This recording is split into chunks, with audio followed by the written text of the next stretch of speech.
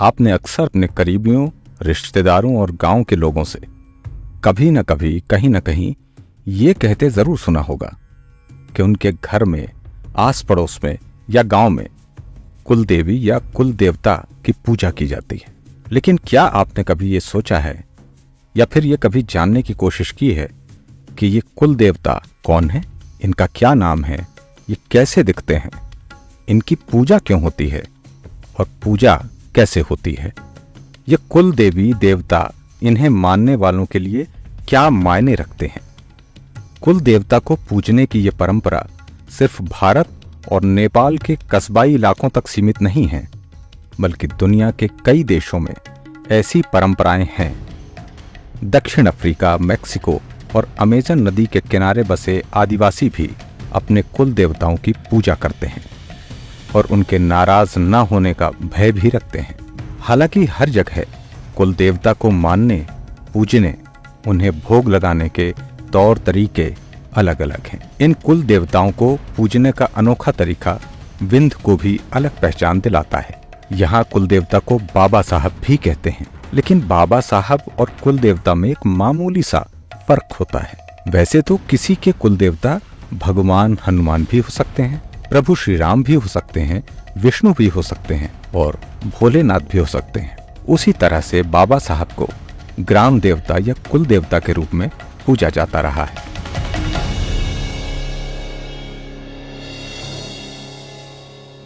बाबा साहब विंध्य क्षेत्र के प्रत्येक घर में पूजे जाते हैं। वैसे उनकी कोई प्रतिमा या फोटो तो नहीं होती, लेकिन घर में एक विशेष कमरे में या ज्यादातर रसोई घर में इनको मिट्टी से आकार देकर दीवार में बनी अलमारी में विराजित किया जाता है। यदि कहा जाए तो जिस कमरे में बाबा साहब विराजमान होते हैं, वहां घर का कोई भी सदस्य स्नान के बिना प्रवेश नहीं करता है। मान्यता ये है कि पवित्रता और शुद्धता का ध्यान न रखने पर बाबा साहब नाराज हो जाते हैं। बाबा साहब हमारे विंध्य क्षेत्र के घर घर में कुल देवता के रूप में पूजे जाते हैं। इनका वर्चस्व हम और हमारी कई पीढ़ियां इनका पूजन करते आ रहे हैं और नित्य तो नहीं, पर वर्ष में इनकी पूजा कुल देवता के रूप में और सभी लोग इनका पूजन और इसके बाद विशेष प्रसाद के रूप में लिया जाता है। और एक साल में इनकी गांव की उसके भाषा बोलते हैं चौरी की पुताई इत्यादि होती है। इसके बाद इसका पूजन का कार्य पूरा दिन का पूरा होता है।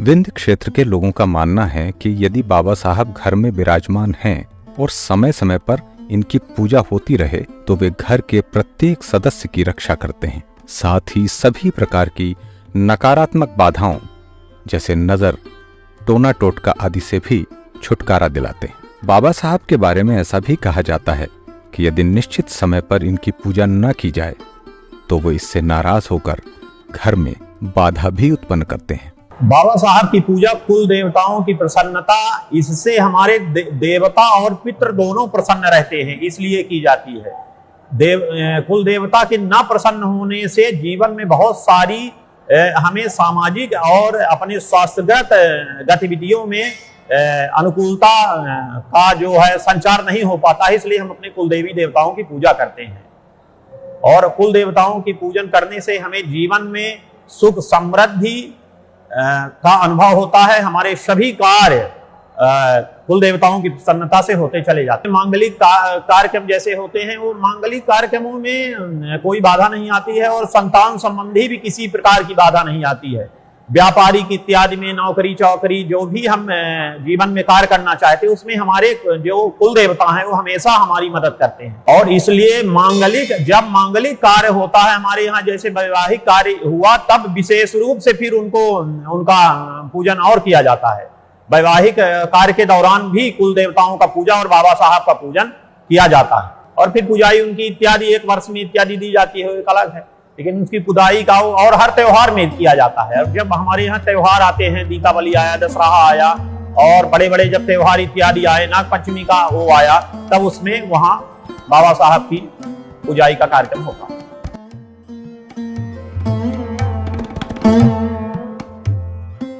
वैसे तो देवी देवताओं की पूजा प्रतिदिन ही की जाती है, लेकिन बाबा साहब की पूजा के लिए एक विशेष महीना या दिन होता है। विंध्य क्षेत्र में बाबा साहब की पूजा आषाढ़ मास के किसी भी शनिवार के दिन की जाती है। इसके अलावा किसी मांगलिक कार्यक्रमों के दौरान भी उन्हें पूजा जाता है। आपको ये बता दें कि बाबा की पुजाई के लिए एक विशेष प्रक्रिया होती है। घर की महिलाएं सुबह स्नान के बाद घर में रखे जेतबा या चक्की में निश्चित माप में नए गेहूं या जौ को पीसती हैं। इसके बाद इसमें गुड़ डालकर रोट बनाती हैं। साथ ही नारियल को भी प्रसाद के तौर पर रखा जाता है। बाबा साहब की के जो पूजन का क्रम है उसमें ऐसा है कि पंचोपचार पूजन, बहुत इसमें पूजन का विधान नहीं है।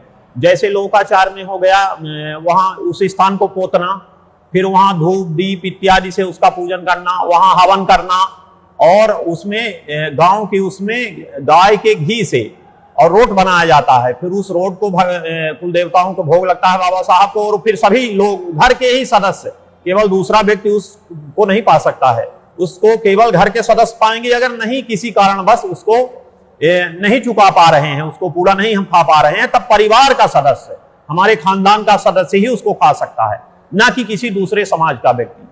भले वो ब्राह्मण हो, क्षत्रिय हो, इससे कोई वो नहीं है, लेकिन वो केवल हमारे खानदान का व्यक्ति ही उस प्रसाद को पाने का अधिकारी। सबसे पहले हमारा परिवार, हमारा व्यक्तिगत परिवार, और इसके बाद हमारा पूरा खानदान। अगर हम उसको नहीं खा पा रहे हैं तब वो चुकाने का अधिकारी। और आषाढ़ महीने में इसकी पूजा विशेष करके होती है। और अगर किसी कारणवश सूरज सोवर इत्यादि लग जाता है, अशुद्ध हो जाते हैं, तो इसकी पूजा फिर अगले वर्ष चली जाती है। किसी कारणवश अगर दिक्कत हो गई परिवार में, हम सूरज सोवर इत्यादि में पड़ गए, तो फिर 1 साल बाद इसकी फिर से पूजन का वो धीरे धीरे सभी उसमें भ्रांतियां फैलती जा रही हैं। अभी आप लोग देखेंगे किसी कार्य को ले लीजिए आप, जैसे आपके ही उसमें हमारे समाज में देख लीजिए, वैवाहिक कार्य शुरू हुए, तो लोग गए, उन्होंने देखा कि द्वारचार होता है। कैसे होता है, लोग 4 प्रकार देखने लगे, उसी प्रकार से स्टार्ट हो गया। आप मालवीय समाज में चले जाएंगे तो वहां द्वारचार नहीं होता है, वहां लड़का आता है सीधे जयमाला होता है। तो ये धीरे धीरे समाज में भ्रांतियां फैलती चली गई, तो अपवाद हो गया, लोग अपने अपने तरीके से इसको करने लगे, बाबा साहब की पूजा को अवॉइड करने लगे, नास्तिकता के कारण कि हमारे यहाँ ऐसा कुछ नहीं होता है। लेकिन जीवन में इसका असर तब मालूम होता है जब हमारे जीवन का जो क्रम है वो रुकता है, हम अनुकूलता नहीं सिद्ध कर पा रहे हैं, हमारे घर में हमको ऐसा लग रहा है कुछ नहीं है, कुछ दिक्कत जा रही है, बाहरी शक्तियां हमको परेशान करने लगती, भूत प्रेत इत्यादि घर में तभी प्रवेश करेंगे जब बाबा साहब का रक्षक हमारे घर में नहीं होंगे। चोर इत्यादि हमारे घर में तभी प्रवेश करेंगे जब कुल देवता रक्षा नहीं करेंगे। मान लीजिए पारिवारिक कोई व्यक्ति है, वो किसी उसका देहावसान हो गया है, उसने अगर मोक्ष नहीं पाया हो तो उसकी आत्मा भटकती रहेगी, वो कंचित कारणवश घर में प्रवेश कर जाएगा, कि अगर घर आपका नहीं बंधा हुआ है तो। लेकिन अगर बाहरी व्यक्ति नहीं कर पाएगा, अगर दूसरे परिवार का व्यक्ति है कोई, चाहे वो जितना बड़ा भूत प्रेत हो गया हो, लेकिन वो बाबा साहब रक्षा करेंगे तो उस घर में वो प्रवेश कभी नहीं कर पाएगा। इसीलिए आप लोग देखते होंगे कि उस व्यक्ति के घर में कोई परेशानी भौतिक प्रेतिक नहीं होती है जिसके घर में कुल देवता रक्षा करते हैं, और बगल वाला बोलता है अरे हमें भूत परेशान करे हैं, ऐसा है वैसा है, बहुत सारी समस्याएं उसके जीवन में लगी रहती है। बाबा साहब का विशेष प्रसाद है, नारियल हो गया और रोट हो गया और घी हो गया, गुड़ हो गया, ये विशेष उनका भोग लगता है, और उसी को सब लोग फिर उस प्रसाद को पाते हैं। किसी कारणवश अगर उनकी पूजा ना हो पाई, किसी कारणवश, तो नारियल उनके उसमें रखी रहती है, फिर वो नारियल अगले वर्ष फूट जाती है। जब भी उनका पूजन का क्रम आएगा, वो समाज में अलग अलग है, कोई 6 महीने में 1 साल तक, मोटा मोटी 1 साल में पूजा उनकी होती है। लेकिन अगर किसी कारणवश सूरज सोवर आ गया तो फिर टल जाएगी पूजा, वो अगले वर्ष होगी। तो आज हमने आपको अपने माटी कार्यक्रम में विंध्य की परंपराओं से परिचित कराने का एक छोटा सा प्रयास किया है। हम आगे भी आपको इसी तरह विंध्य की कला, साहित्य और परंपराओं से अवगत कराते रहेंगे। यदि आपको ये वीडियो पसंद आया हो तो इसे शेयर जरूर करें, और यदि आप किसी विशेष विषय पर हमसे जानना चाहते हैं तो कृपया कमेंट के माध्यम से हमें जरूर बताएं। बहुत बहुत धन्यवाद।